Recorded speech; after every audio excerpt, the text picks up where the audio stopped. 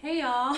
Girl, what? Welcome back to my channel. I'm laughing at myself because I'm like, am I doing too much? I'm really trying to create an entire vibe. Are you? This is how I was watching the show. So I'm trying to create an entire vibe for you guys. I hope you appreciate it and love it. This is my recap on episode 3, season 4. We can't wait. Insecure. I've only had not even a full glass of wine. Okay, Lies. So calm down, Mom. Who am I? Anyway, I'm Jazmyn W. Welcome back to my channel. If you're watching this on Monday, this is my Monday Insecure recap video day. And on Thursdays, I also put out update videos so you can follow my journey since I've quit my job to do comedy. Go ahead and subscribe. I create these videos right after I watch the show, so the feelings are fresh. There's so much to cover. Let's get to it. There's so much to cover in this episode. So I'm going to jump right into it. I like to take notes during the episode because I have a bad memory. Y'all know this. So I have some things that I would like to comment on.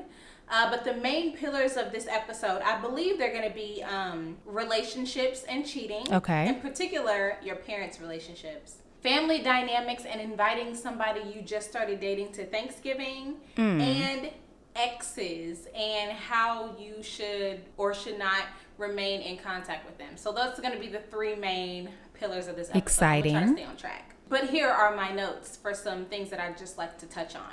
First of all, okay, girl, what? in the last episode, I talked about Lawrence's Jag. This explains that that's his daddy's car. I told y'all that's the old man car. It is. I'm not saying that Lawrence should be driving a Mercedes or a Benz. I'm just saying simply a Honda Civic will or do. a Accord. That's all I'm going to say because I talked about it on my episode 2 review. Another thing, Lawrence and his friend were in the car and they were having a conversation. His friend said, be thankful that you aren't where you were last year. Last year, you were a bum. Can Facts. we just all say amen to that? Amen. There's so much gratitude that needs to be happening right now. Like, just be thankful we aren't where we were last year. Mentally, physically, spiritually, financially, if that's for you. Right now, even during quarantine. Even during we are quarantine. not where we were Even though last she year had a job in one of last year, those now she areas. don't. So I know you have something to be thankful for. The other thing I wrote down is who shops at Bristol Farms? Nobody. Like, how much did they pay to be a part of this episode?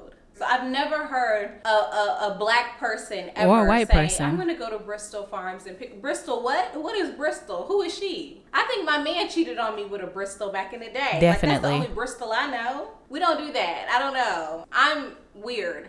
Okay, so I find a lot of things funny and odd. Anyway, the details. What I did appreciate is the fact that Issa Rae had that Sara Lee cheesecake in her hand. Yes. I stand an original Sara Lee cheesecake. We do. That's one of me and my mama's favorites. The original in particular. Not the one with the strawberries. Y'all playing. The original with the sour cream layer on top, honey. Delicious. There is not a cheesecake on the market or made fresh that can hold Sarah on that one, okay? I just want to be clear. Let's move on to the Lawrence's new girlfriend. Don't know her name. The Friendsgiving that she had. First of all, her friends were lame as hell. AF. I would have walked in and said, hey, introduced myself and said, you know what? I'm coming up with a little cold. I don't want to hang out with y'all. I'm sorry. I do not want to hang out with y'all. I gotta head out. Boring me.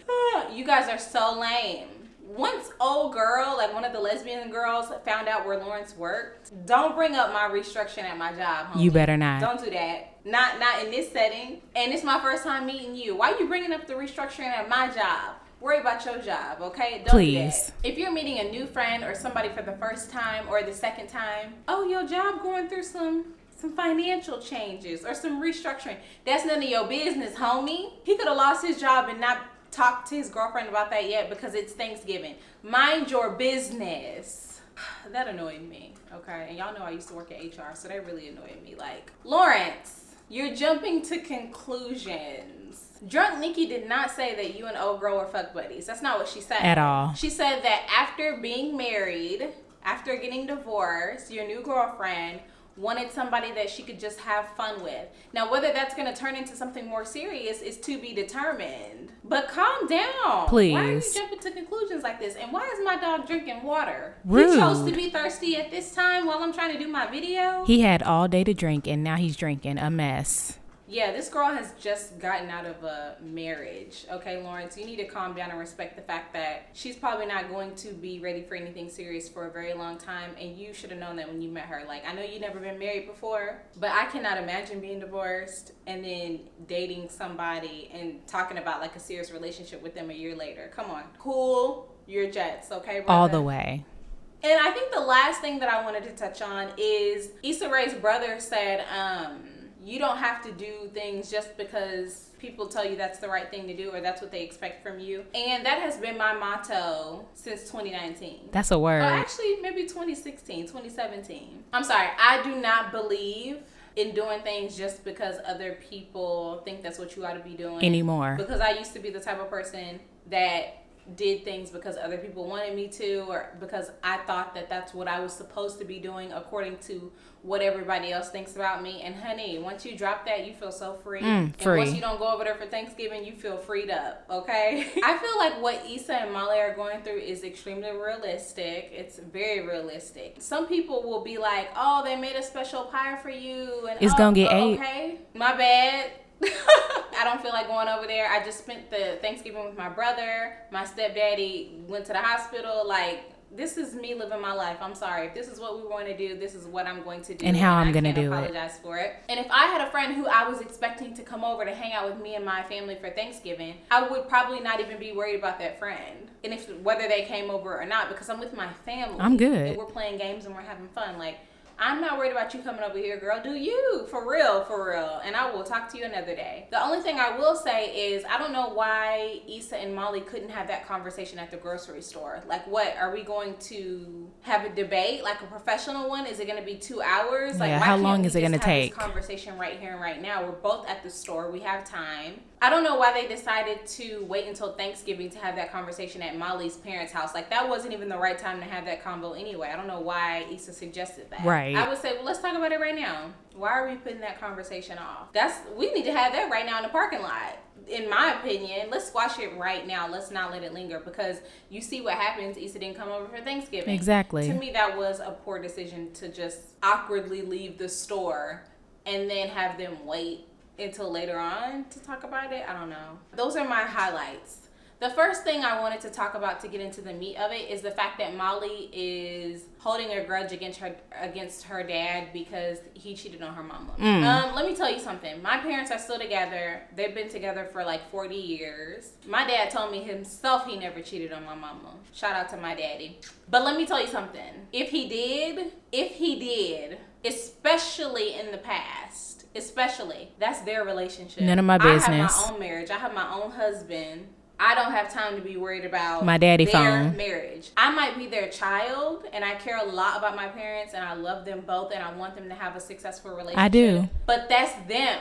How do I need to support you guys through that? Mama, let me talk to you about this. Like, let me support you through it. Dad, what was you thinking? Like, why did you decide to do that? If you want to talk to me about it. But if my mom has decided to move past it, I must as well. Precisely. Why get involved in your parents' personal sex life, personal relationship struggles? I think if I was younger, it would hurt me. My parents argue sometimes, and my dad tells me, you worry about your relationship. Get you a man. This is not your relationship. And there's honestly a lot of truth to it. Even though I be telling my dad, hey, you need to be doing this. I tell my mom, hey, you need to be doing that. I talk to them like they're my friend. And they don't listen. That's friendship advice, because I have a really strong friendship with both of my parents. But if my daddy cheated on my mom or vice versa, that's literally none of my concern. Like, I will support you guys through it, but why would I be mad at my dad? He's still my dad. Still my daddy. He's there to be my father, okay? I'm not a trio in y'all's relationship, so that's between y'all, okay? Next, do you invite a man who you barely really know? No. Molly said so herself on the last episode that her new boo was not opening up to her. Why are you inviting him to Thanksgiving? No clue. Don't invite him to Thanksgiving. It's not even about running him off. It's just you don't even know where the relationship is going to go. Like, you don't even know why he don't talk to his own family, and you want to invite him to yours? Would y'all invite somebody that you've been dating for 3 months? Y'all probably would, really but you shouldn't. Just started to get to know a week ago to your family for Thanksgiving? I know I wouldn't. And you want your mom and dad to meet somebody they haven't even seen a photo of and that you've never talked about. Girl, bye. Bye. I don't even I need a sip of wine on that because that's stupid. No. I just want to talk about exes for a second. Why is Lawrence and his new boo talking about their exes? Don't do that. Don't bring up your exes. They my exes for a reason. Why are we even talking about them? They're irrelevant. I think in the beginning I told my husband a lot about my past relationships. Oh, Lord. And now that we've been together for a decade, unnecessary. Because sometimes he still want to make comments. One time, didn't you date a fisherman? It doesn't matter. It really don't. Wanting to know, I think we all have this craving to want to know a lot about the person that we're with now, about their past and stuff like that. But it's really so much better if you don't know anything. So Facts. just take my advice. Please take my advice. Exes.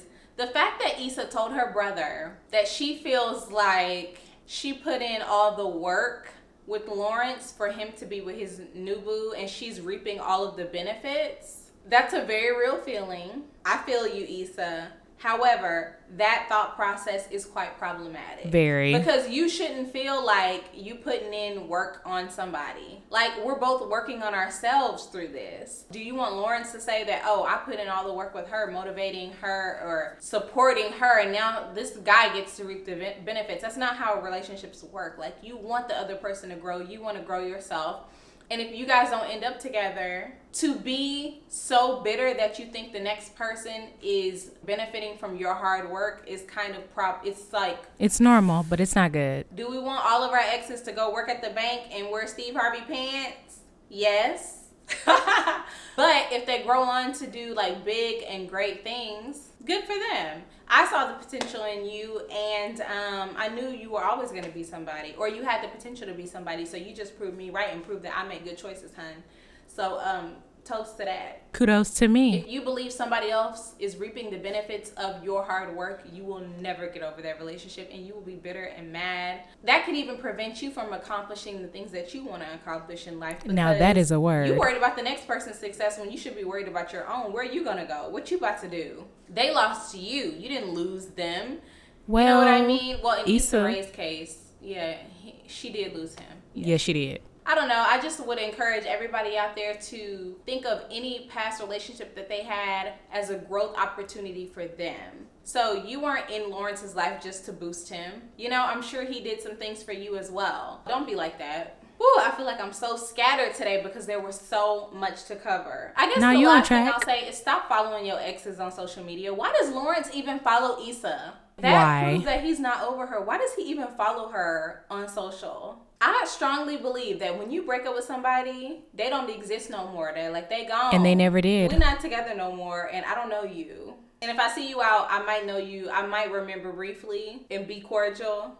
But then after that, I don't know you again. Look, I believe that Issa and Lawrence are meant to be together. They just click. They're in the same stage in life. Like they're both at the beginning of their careers and the things that they want to do. I think they're a really good match for each other. But I totally see Lawrence and the new girl being able to work. Whew, so in conclusion, Molly, I'm glad she's getting over the fact that her daddy cheated. Lawrence and Issa are DMing each other. I can't wait to see where this goes. And Lawrence is with somebody who doesn't want a family, or does want a family, but doesn't ever want to be married again. And that's not what he's looking for in a relationship. You know, she might be very sweet and polite and real pretty, but ultimately he wants somebody who is in the same stage as him in life. And Lawrence's new boo also has to take that into consideration as she goes out to date other people. She should make it very clear, you know, in the beginning that I'm not interested in getting married again ever, and I may or may not want kids, so that she meets guys who are on the same page or believe they're on the same page at that very moment when they meet her. Yeah, let's see what happens in the future episodes. Y'all know what to do. If you like this video and like my content, go ahead and follow, subscribe, comment, share, you know, do all of those things because I literally do not have time. I appreciate y'all so much for watching this video. I will see y'all on Thursday with another Thursday update video. Cheers. Have a good night. Is this the whole vibe or not? I think it is. I think so.